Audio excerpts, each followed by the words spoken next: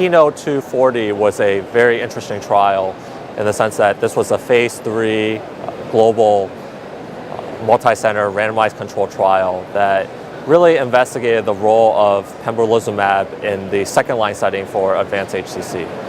So these were patients that were either treated with sorafenib and developed progression to sorafenib or had intolerance to sorafenib, and they were randomized 1-to-1 to either pembrolizumab or placebo.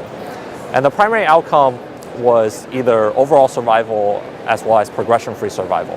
And this was based off of preliminary data from Keynote 224, which was a phase 2 open-label trial of pembrolizumab in HCC patients, which showed great response rates and led to accelerated FDA approval.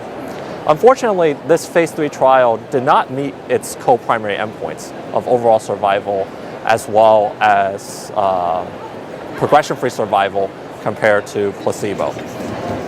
The hazard ratio was 0.78 in favor of pembrolizumab, but statistically it was not significant. So this leaves a lot of oncologists with the puzzling question of what should we do with pembrolizumab in the second-line setting for advanced HCC. You have an accelerated approval from the FDA based off of just response rates of approximately 17% in patients in the second-line setting for advanced HCC, but you don't have that overall survival or progression-free survival advantage. This really causes a conundrum for oncologists because I think what we realized is that with immune checkpoint inhibitors, only a subset of patients are the ones that are responding. If they truly respond, they respond great.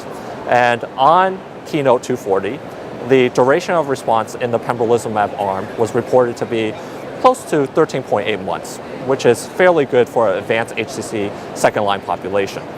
However, by not meeting its co-primary endpoints, we really have to decide, should we hold the standard for immuno-oncology agents the same way as we hold for other drugs?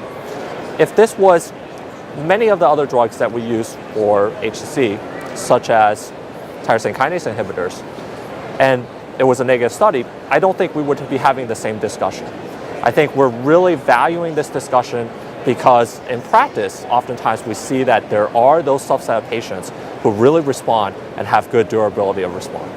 So the question remains unanswered, and I really look forward in terms of how the FDA will ultimately address this, given that they had the accelerated approval due to preliminary data based off of a phase 2 study, and now a negative confirmatory phase 3 study.